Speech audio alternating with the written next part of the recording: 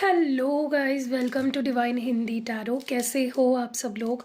I hope, I wish, I pray दिल से कि आप सब लोग ठीक होंगे, अपना ख्याल रख रहे होंगे और पॉजिटिव सोच रहे होंगे। सो आज हम जो रीडिंग कर रहे हैं, इस रीडिंग में हम देखने वाले हैं कि इस वक्त आपके पर्सन के मन में क्या चल रहा है, इस वक्त उनके मन में आपको लेकर क्या चल रहा है। ये एक जनरल, टाइमलेस और कलेक्टिव रीडिंग है। ज़रूरी नहीं है सबके साथ मैच करे। So only take what resonates and leave the rest.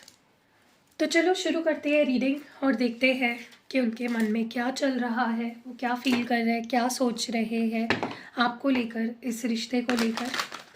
चलिए देखते हैं। उनका नाम आप अपने मन में दोहराइए। चलिए लेट्स सी, डिवाइन हमें प्लीज़ बताएं हमारे जो व्यूअर है उनके पार्टनर के मन में क्या चल रहा है।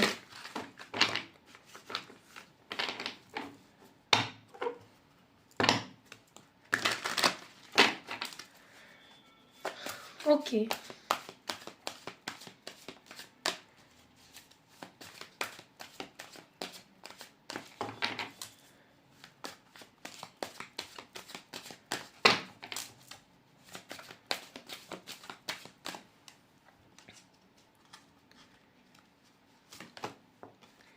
सबसे पहला कार्ड है यहाँ पे Joy and stability number 4, challenging times number 5, heart chakra again number 4, change your focus number 5। अगर आप यहाँ पे देख रहे हो 4-5-4-5 ऐसी कहीं ना कहीं बन रही है। मूविंग ऑन नंबर 8 और एक लास्ट कार्ड निकालते हैं, रीबिल्ड नंबर 16 जो कि होता है 1+6 नंबर 7। तो यहाँ पे नंबर 4, नंबर 5, नंबर 8 और नंबर 16 या नंबर 7 कुछ सिग्निफिकेंट आपके लिए या आपके पार्टनर के लिए हो सकता है। आगे बढ़ते हैं, दूसरे डेक से इन कार्ड्स को क्लैरिफाई करते हैं। जॉय एंड स्टेबिलिटी का कार्ड यहाँ पे क्यों है? जॉय एंड स्टेबिलिटी यहाँ पे क्यों है? Why is joy and stability here? Divine हमें प्लीज़ बताए। डेस्टिनी, चैलेंजिंग टाइम्स क्यों है? न्यू चैप्टर, हार्ट चक्रा क्यों है यहाँ पे? Why is heart chakra here? Guilty, change your focus, ये कार्ड यहाँ पे क्यों है? Why is change your focus here? Unfinished businesses, moving on क्यों है?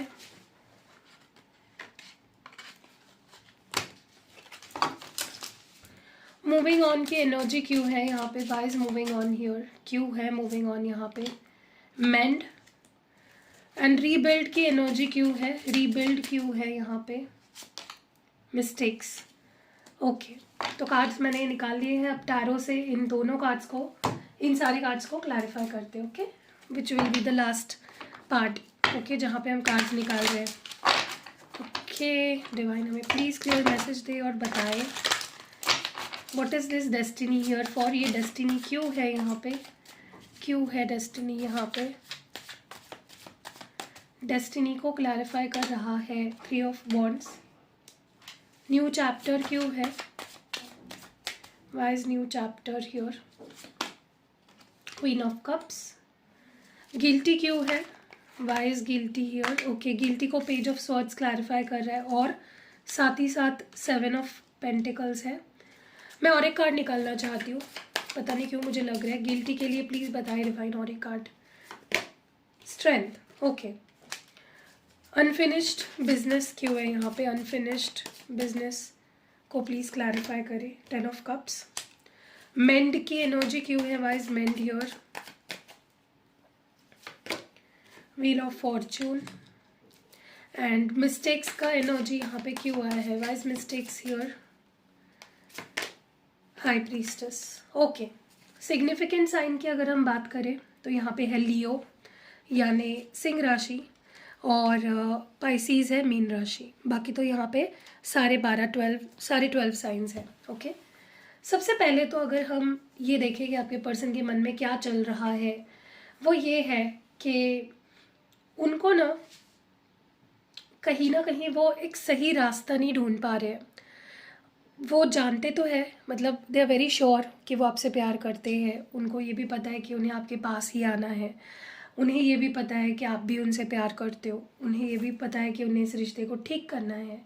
तो इंटेंशन सही है, उन्हें पता भी है एग्जैक्टली कि वो क्या चाहते हैं या उन्हें क्या करना है, लेकिन एट द सेम टाइम कहीं ना कहीं उन्हें एक सही रास्ता नहीं मिल रहा, वो भटक गए हैं।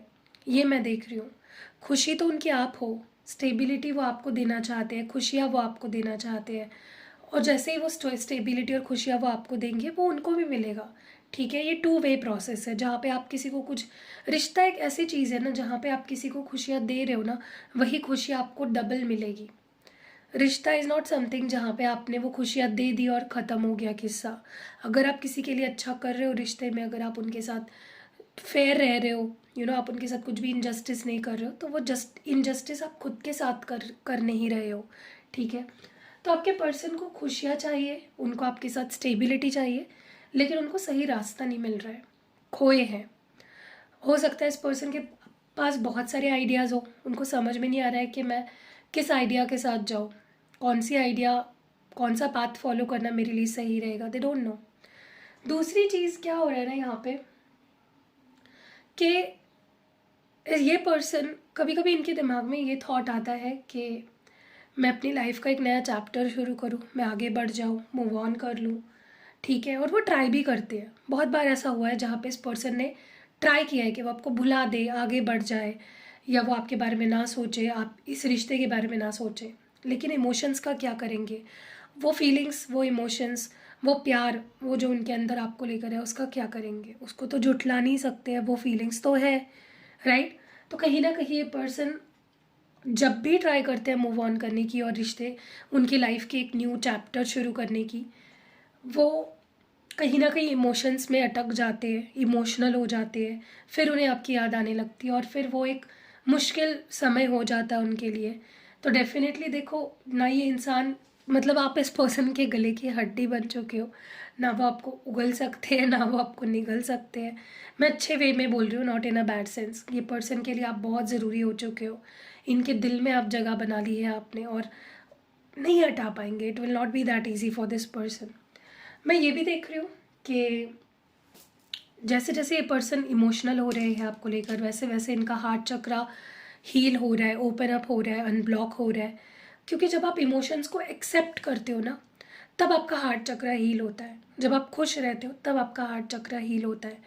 तो अगर आपको कभी भी ऐसा फील हुआ है कि मेरा हार्ट चक्र क्लोज्ड ऑफ है, अब हार्ट चक्र क्लोज्ड ऑफ होने के कुछ साइंस क्या होते हैं कि आप खुद के इमोशंस को समझ नहीं पाते, आप खुद के फीलिंग्स को एक्सप्रेस नहीं कर पाते। समझ ही नहीं पाओगे तो एक्सप्रेस क्या करोगे।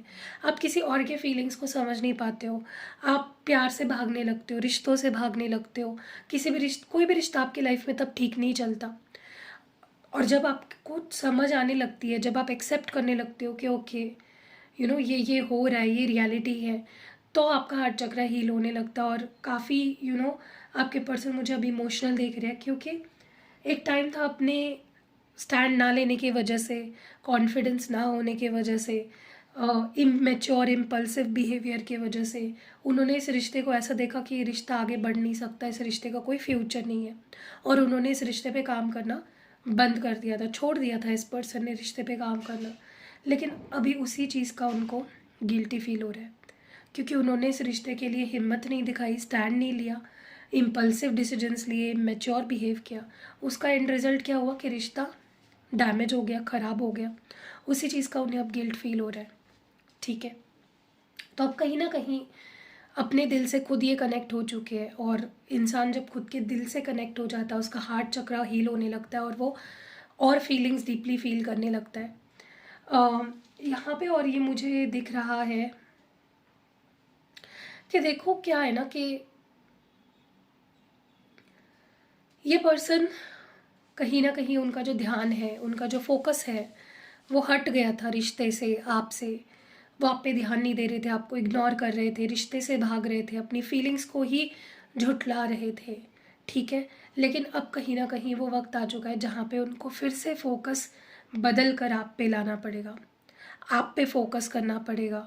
ओके, रिश्ते को 10 ऑफ कप्स तक पहुंचाना है, हैप्पी रिलेशनशिप बनाना है, तो ये पर्सन समझ चुके हैं कि उनको अपना फोकस बाकी चीज़ों से हटाकर आप पे लाना पड़ेगा। ठीक है, अब ये तैयार है टू फोकस ऑन यू, क्योंकि उनको अभी भी ऐसा लगता है कि बहुत सी बातें हैं जो आपके साथ उनको सुलझानी पड़ेगी, डिस्कस करनी पड़ेगी, ठीक करनी पड़ेगी, ताकि ये 10 ऑफ कप्स आपके साथ अचीव हो। ठीक है, दे हैव अंडरस्टूड दैट, उनको समझ आ चुका है, जो बहुत अच्छी बात है।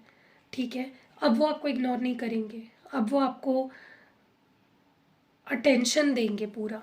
ठीक है,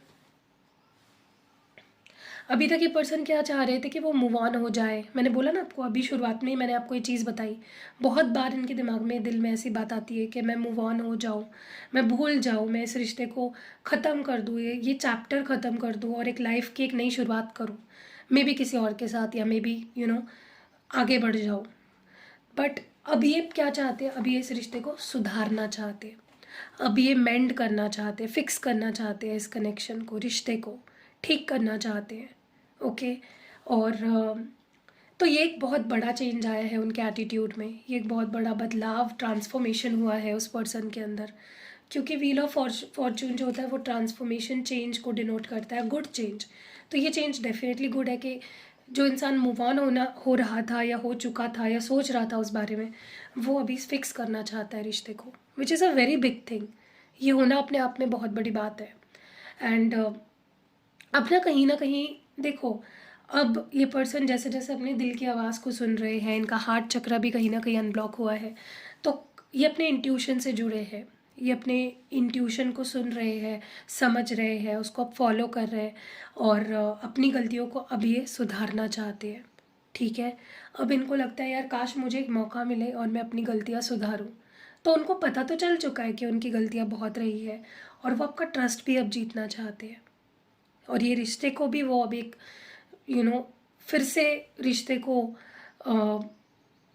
आकार देना चाहते हैं, संभालना चाहते हैं, सुधारना चाहते हैं और बेटर करना चाहते हैं। So that was it. कैसी लगी आपको ये रीडिंग, कमेंट्स में ज़रूर बताइएगा। रीडिंग अगर पसंद आई है तो लाइक, कमेंट, शेयर करना बिल्कुल भी नहीं भूलना है। और अगर आपको पर्सनल रीडिंग लेनी है, कोई भी एक्टिवेटेड क्रिस्टल प्रोडक्ट्स लेने हैं, या फिर आपको हीलिंग रिचुअल्स कराने हैं, तो मेरा नंबर आपको डिस्क्रिप्शन बॉक्स में मिल जाएगा। मिलते हैं अगली वीडियो में, बाय।